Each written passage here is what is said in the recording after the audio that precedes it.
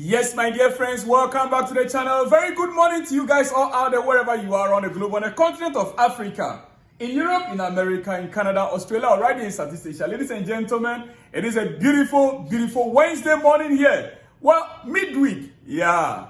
But hey, guys, like I said yesterday, we are on international break and most of the players are back for international duty.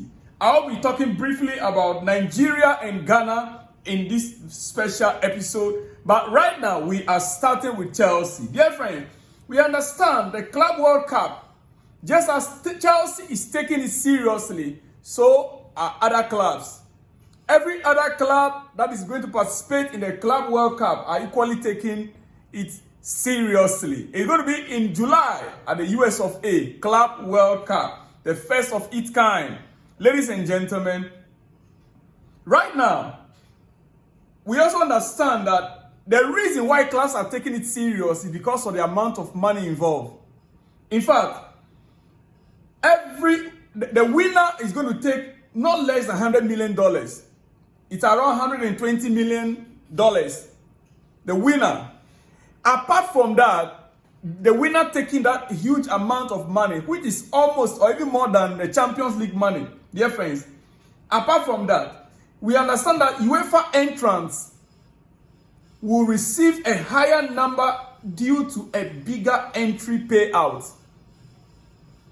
UEFA entrant means that all the clubs that are in Europe, all the clubs in Europe that are going to participate, they are going to be receiving much more money than the clubs from other parts of the world due to a bigger entry payout, advertisement and other stuff. So the UEFA clubs that are going to be participating in the Club World Cup, they are going to receive quite a huge sum of money. Even to participate alone, it's huge.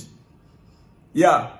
To just participate in that tournament alone, it's huge. From the group stage, and as the money kept increasing, you'll be receiving more than what you ever imagined, even as a Champions League participant, dear friends.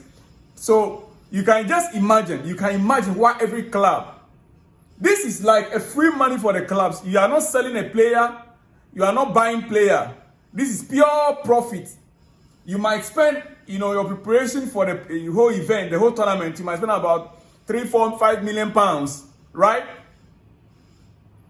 Because whether you like it or not, you will still be paying your players during the international break, when they are on the international break, and whilst they are back for, pre-season training, you will still pay them. And participating in this tournament, many clubs are taking it as their pre-season.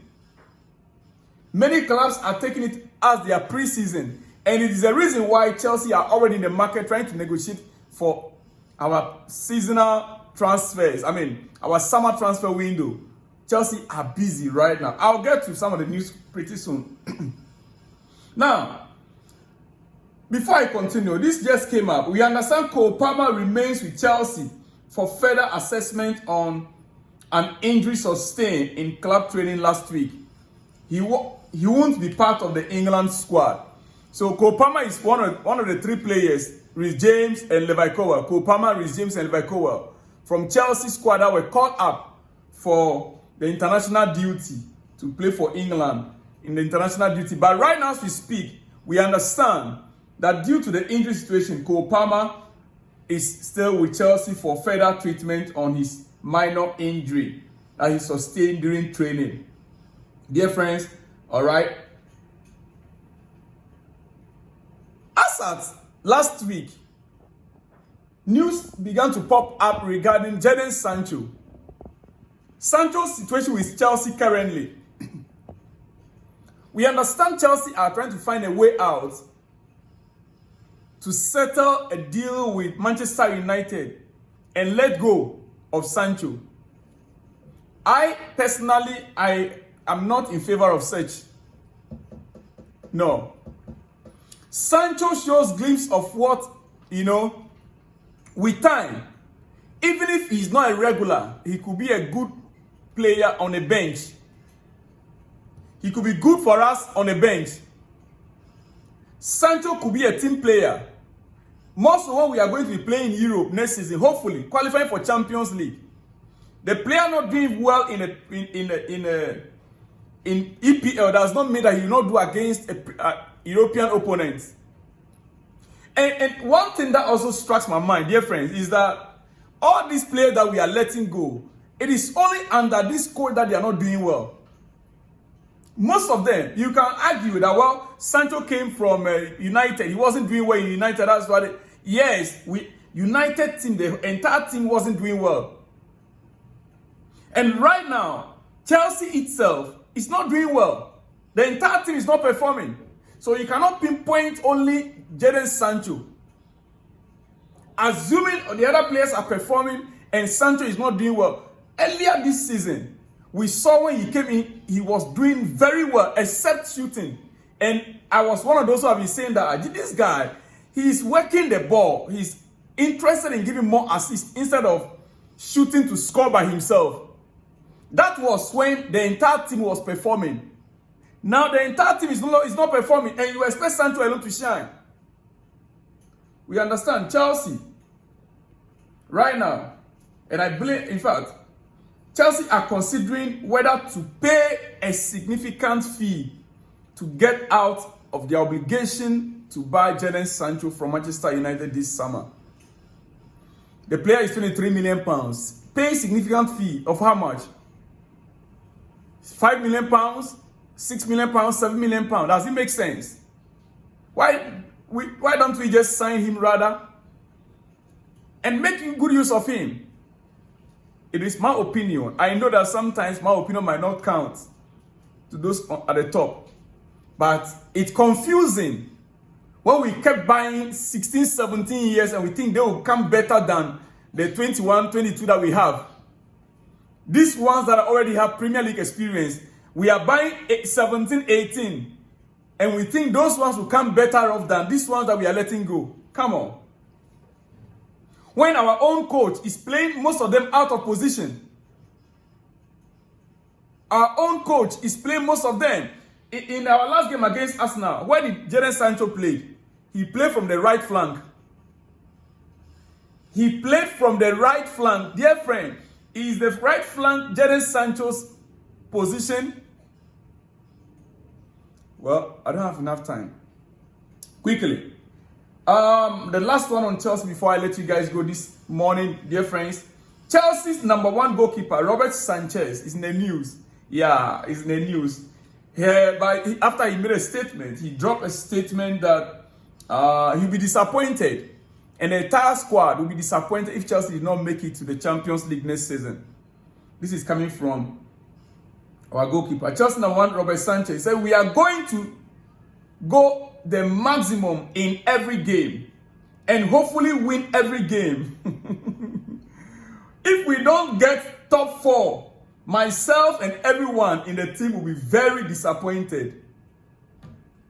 Myself and the team, if we don't get top 4, myself and the team will be very disappointed. I also read somewhere where he said if Chelsea will not give him assurances for next season to play regular, then he will leave. And I was so happy. I said, oh, good. Glory be to God. I read it. I'm not too sure where I read it. I said, if you want to make that decision yourself and ask to go, hi, I'll celebrate. Maybe I have to get myself some $100 and get a champagne. I'm serious. I'm serious. This is not a player we should be begging to stay. Are you Cristiano Ronaldo? This is not a player we should be begging to stay. No. We've seen goalkeepers. Courtois with Real Madrid was a Chelsea player. Courtois was a Chelsea player. We sold him to them. We've seen Peter Cech, the best ever. Peter Cech, the Premier League for decades, for over a decade, for over 10 years, he was #1 in the Premier League. Chelsea's goalkeeper. When we were easing him out for retirement, then that was when Arsenal came to take him in his late 30s, almost 40s, before he got retired. That was when we now brought in Courtois. And Courtois' Real Madrid came calling, he left. We brought in Kepa. Kepa, first season, he was doing quite well. I don't know what happened. All of a sudden, then they brought in this, what's his name? Another goalkeeper. I forgot his name. He's an African. Black African.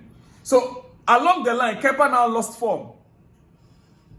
Now, Kepa is no longer Chelsea's favorite. We even shipped him to Real Madrid. He still came back. We still, Kepa's story, even sometimes when I think of it, I don't understand, because this guy came in as a very good goalkeeper.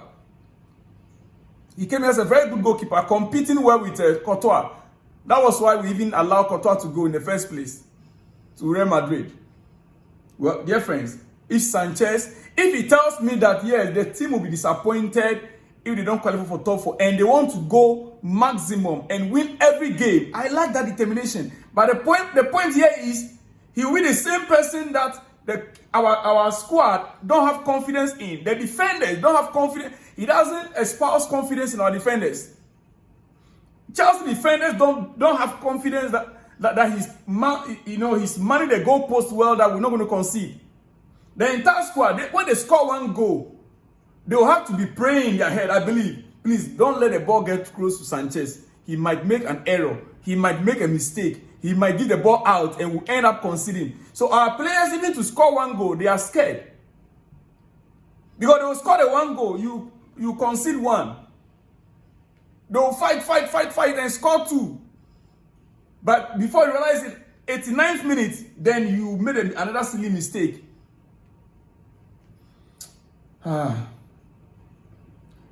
There is no way you can be confident as a player playing in front of Robert Sanchez. There's no way.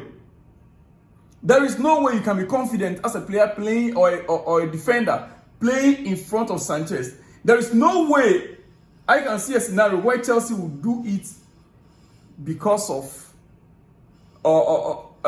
Chelsea try to persuade him to stay. I don't see that happening. You have a goalkeeper.